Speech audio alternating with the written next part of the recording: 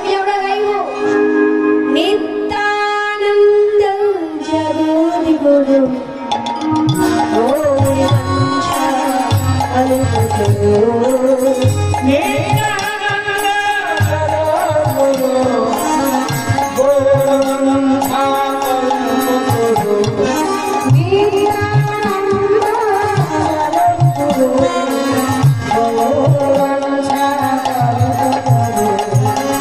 प्रभु श्री राम पंडित श्री राम प्रभु श्री राम पंडित श्री राम रामार गदा धरे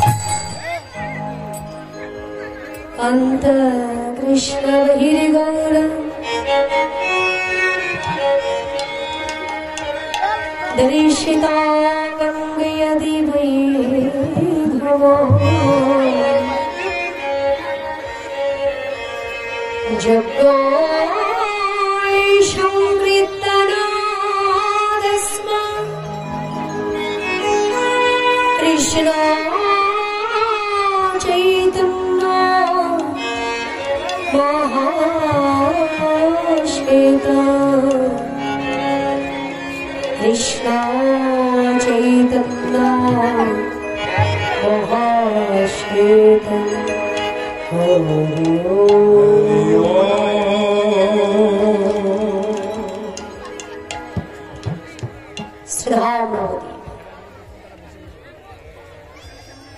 কলিযুগ পাবনাবতার সংকীর্তন পিতা বৈষ্ণব,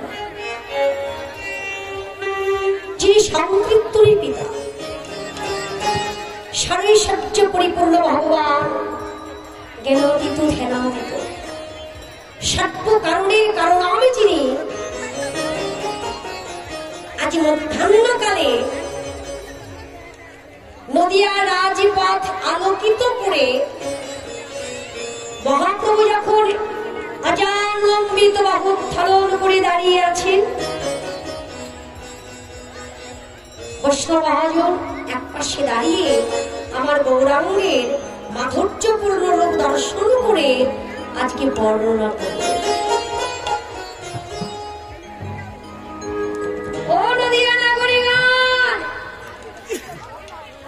একেবারে চেয়ে দেখো, ওই দেখো নবদ্বীপে একটি মূর্তি দাঁড়িয়ে আছে। এই যেন কোনো মানুষের মূর্তি নয়, যেন একটি সোনার মূর্তি দাঁড়িয়ে আছে। কেন বলল? হে মশাই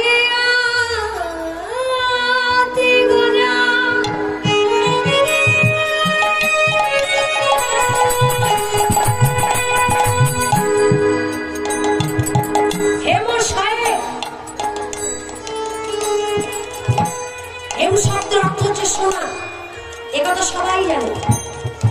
সোনাকে কখন হেম করা হয়? কাঁচা সোনা থেকে কিন্তু জ্যোতি হয় না, কাঁচা সোনাটাকে আগুনে পোড়াতে হয়।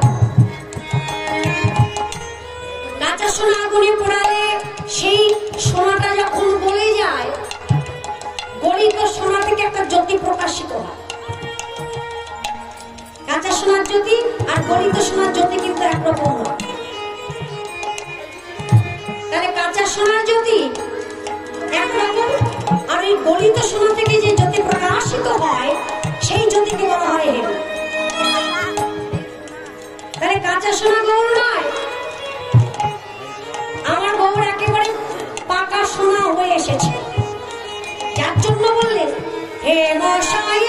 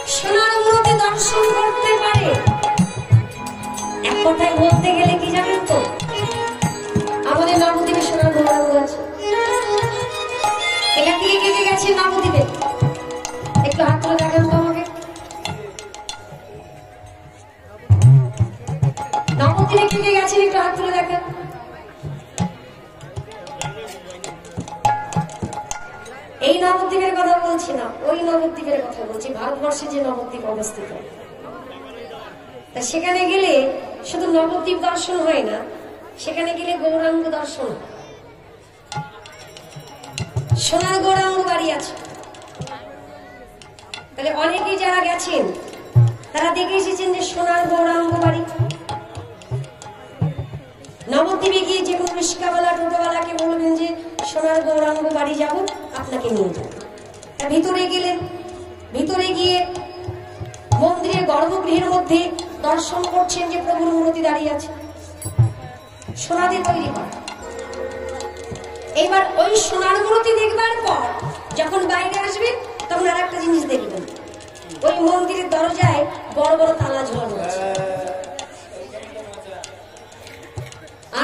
হতে না হতে কি করে তাড়াতাড়ি করে মন্দির দরজায় তালা দিয়ে দেওয়া হয়। কেন?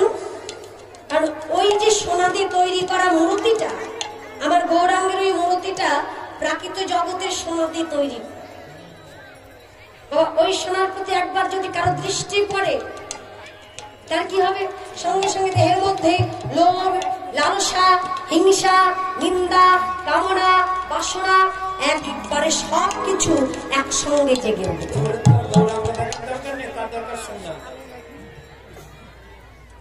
একবার